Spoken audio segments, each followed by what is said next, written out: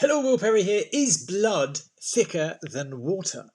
And how sometimes it's best not to keep it in the family. Welcome to keeping the conversation alive. This is an interesting one. It's making me smile.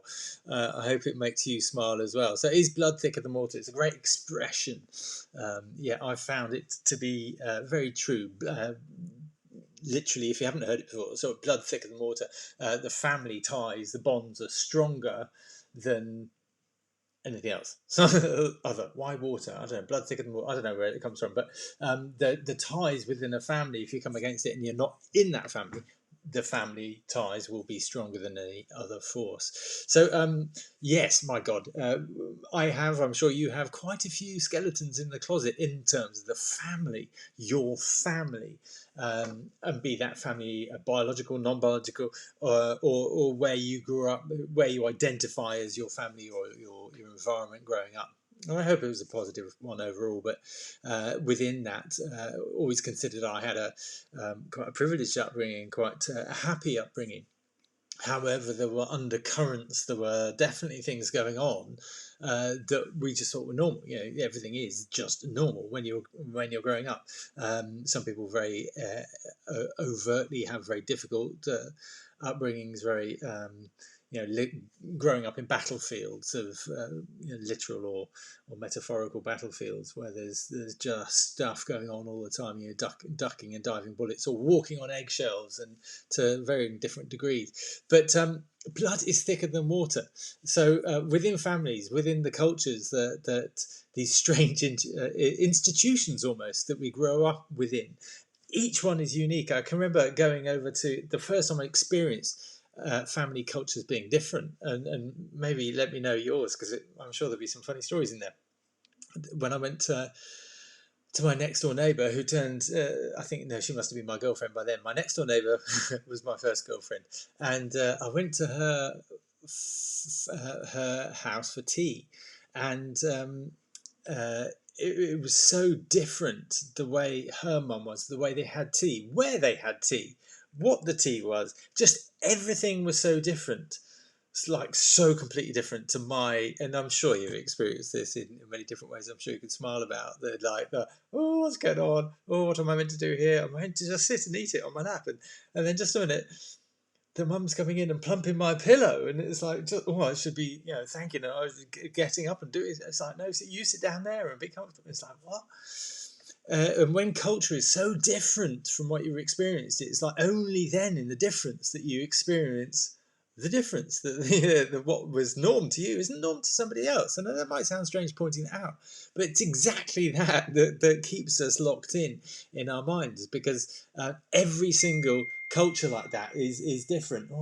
Excuse me, I'm going to turn my phone to doogie what's it so it doesn't doogie what's it. So every culture is different, and the patterns you can't see are all the patterns that you can't see, because they're really difficult to see in terms of our belief, our self-worth.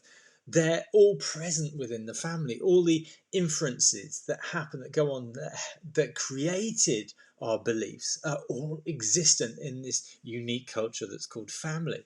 And they are strange institutions indeed.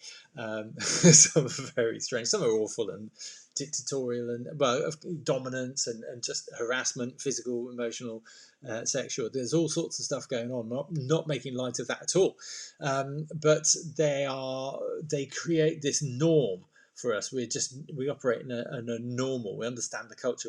We're creatures of that culture. There are some things that happen external to the culture, of course, which influence us very heavily. Some sort of form of trauma or something that influence us, that might be completely unknown to the family unit, or it might be swept under the carpet by the family, or it might be suppressed by the family, or it might be part of the blood is thicker than water thing. So the way the family deals with it, the family. So I'm not going to go into mine, because it's making me smile already. The family, and how the family closes rank on individuals within there to suppress and control. So the damage is done, and it continues within the family as long as you're connected to the family. And in fact, it continues even if you pull yourself and separate yourself from the family, because you're carrying all that programming within you. You're carrying all the beliefs and forms that you formed as a result of the values, the morals, and everything within the family. You're carrying that with you, and it's only when you unwrap it and examine it and pick it apart and change it and change the programming that you can actually be free of the family. I hope this is making you smile as well, because it's a very strange thing in terms of when you break it down. And I deal with lots of people that are still reacting because of what their mum will think, what their dad will think, what the brothers or sisters will think, what the aunts and because they've got all these ties, the invisible ties that control them and hold them down. It's like, well, just a minute, who are you? Are you? I'm working with you as a client. Who is this I have in front of me? Is it what? Just to be able to question, not to judge. My role isn't to judge, but to help question and help to bring an awareness of how people are limited by their beliefs that are formed in their past, or for you in your past, from the family. So I have to do it with a certain lightness of touch, which is very much part of my approach, and I do that very deliberately. But you can find out more about my approach if you want on the video. So the damage is done, yet we take it with us everywhere and into every relationship. So breaking out of the nest is one solution. Cutting the ties, coming away from the family unit, so you're not putting up with the same old stuff. You're not being treated in the same old way. You're not being, you try and fight against it, and the family, closes down on you, and it can be just horrendous and horrible and not nice at all. Or, so you can break away from it, but the warning on that is that you still take the programming with you. Or you can do pretend that it's all right. Pretend you can change your behaviour within it. There's this thing called grey rocking. You can it's taking the reaction out of things, so you can alter your behaviour so that they don't get the satisfaction, they don't get the rise out of you.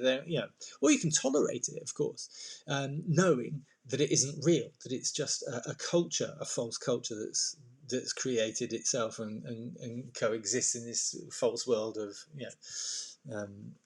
I was going to say irreality, not reality. I love making words up. A figment of imaginations that are shared to form this culture. So that forms a false belief, and the roles within it, and the hierarchy within it, and yes, all those things that create the culture. And it's only when you come across other cultures that some of them will be very familiar, perhaps walking on eggshells. And that's why we're drawn towards relationships that are very familiar to us, even if they're negative, and even overtly negative. I know it doesn't do that, but then you see the love and which you associate to anyway. It's all these ties that are so interrelated. I find it fascinating. So there's different things that you can do, but tolerating it whilst knowing it's not real is perhaps the most empowered one. Or separating, but then doing the work so that you're not just blindly carrying on with the programming. So there's all sorts of different ways to get around it. But it just create what I call this generation trapped within our minds, all this programming that unless we open up and unravel it and make sense of it and create a new sense for ourselves that's independent of the family, then, and I've got nothing against families, I won't go there. That it's the negative programming. That's what I'm talking of and speaking of. That in Generation Trap we tackle the kind of superficial stuff, but we don't go deep enough onto the belief side. And the kind of Western approach with medicine and psychotherapy and psychology doesn't go to that level. It doesn't speak to that level. It only speaks to the level of kind of addressing the surface issues. And I'm speaking of a great generalization, and please ask me more if you're offended by that. Come and speak to me. I'll happily have a conversation with you about that. So my invitation to you is that if you have low self-esteem, and you can take the test. Or I should put that slide up because I sometimes forget.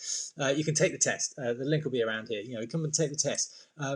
find out where this comes from. If you don't know, this low self-esteem, it comes from your family environment, that wonderful institution that is your family.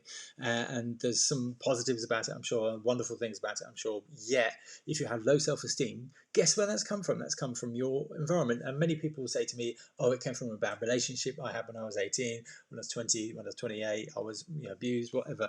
No, it came before then. It came from, and it was formed in your informative years, from sort of birth to, what's the formative years? 12, 7 particularly.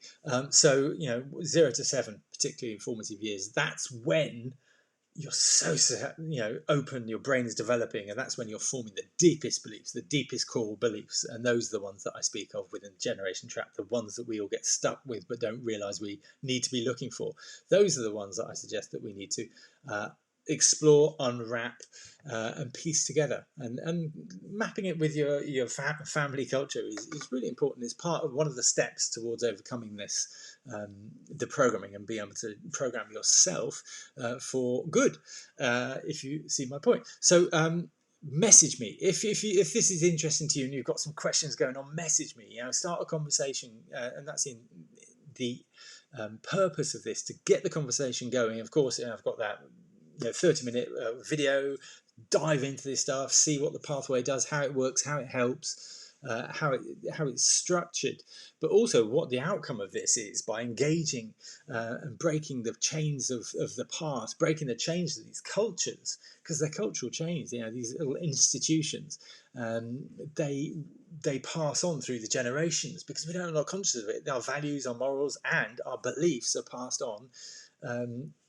to our children unless we consciously do something different. And that's distinct from not doing something that was done to you, because by not doing something that was done to you, you're doing the same thing but just in reverse. And there's something about that that's not different. It's the same thing but just doing it backwards or in reverse. It's not doing. So I won't get into that because that's a different subject. Maybe I'll write that down for another one.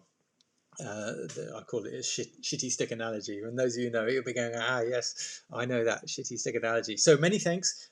Thanks for your time. 12 minutes, a bit longer, but it's easy for me to go off on a tangent and get really involved in this one, because this is where low self-esteem all comes from. It's family, and this is where we pass it on through our family, through that culture, and it can be a very strong and in many ways negative culture. Sometimes we don't even see that there's anything wrong with it. It's a happy family, strong family, got to keep the family unit bloody thicker than mortar.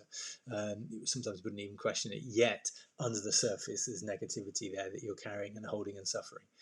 Many thanks. If this is interest to you, please get in contact, message me. Speak to you soon. Many thanks. Loves you, boy. Bye-bye.